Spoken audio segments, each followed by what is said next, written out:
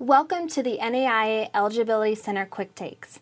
Today, let's talk about the competitive experience rule and countable competition. The NAIA competitive experience rule is changing beginning with the 2011-2012 school year.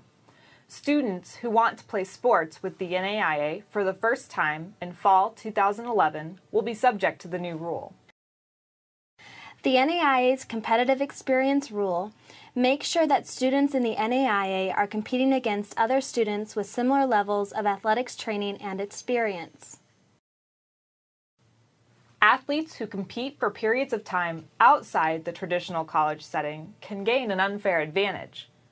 To keep competition fair, such individuals can be charged one or more seasons of competition based on outside experience.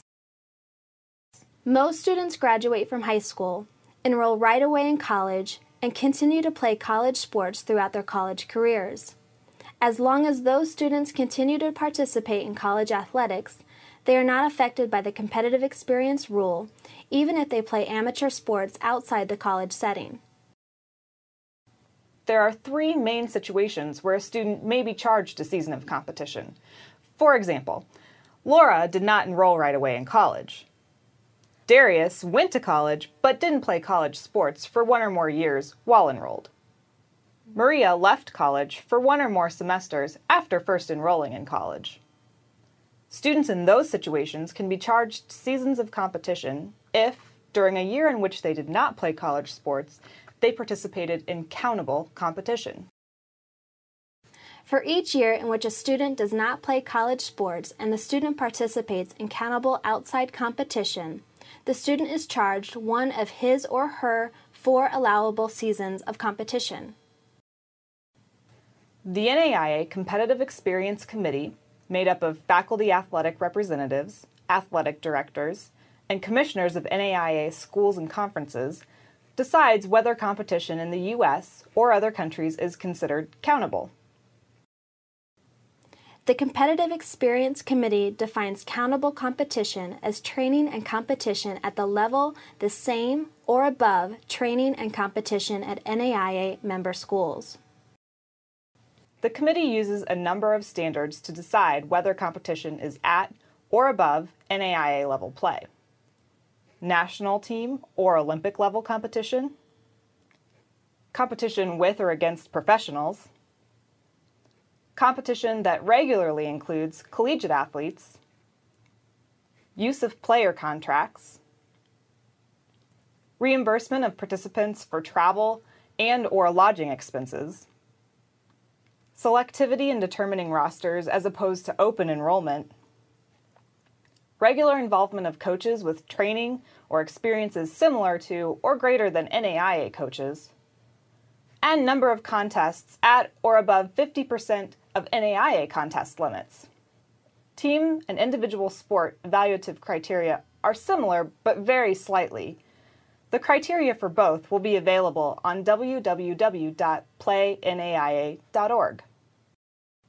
The Eligibility Center is using these guidelines to look at competition in the U.S. and other countries from which our coaches recruit most frequently.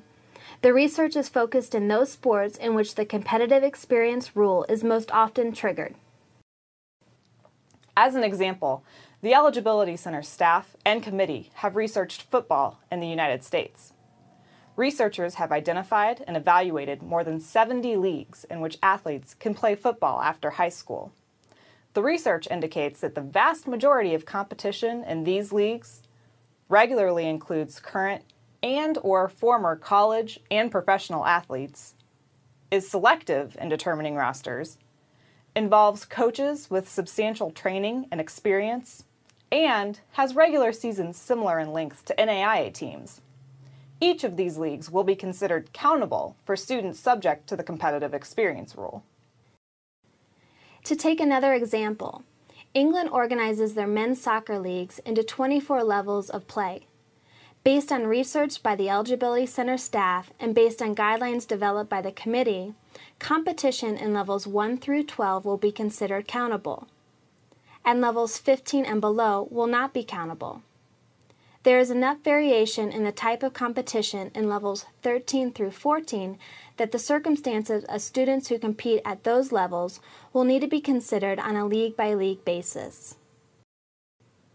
Remember, students who graduate from high school, proceed directly to college, and continue competing in this sport throughout their college careers will not be affected by this rule. The rule applies only to those students who do not play college sports in a given year after high school and during that time take part in other competition that is at or above NAIA level play. Eligibility Center research on countable competition began late in 2009 and will continue throughout this year and beyond. We will be circulating results of the research for feedback from coaches and administrators in the summer and fall of 2010. The first directory of competition will be published and available in your school's Play NAIA Manager no later than November 1st, 2010. For more information about countable competition, please visit the Member Schools section of playnaia.org.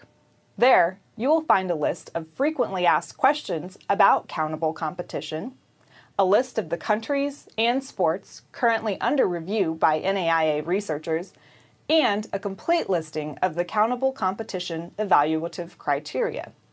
Thank you for joining us for this NAIA Quick Take. We hope you have found this video helpful in understanding the new competitive experience rule and countable competition.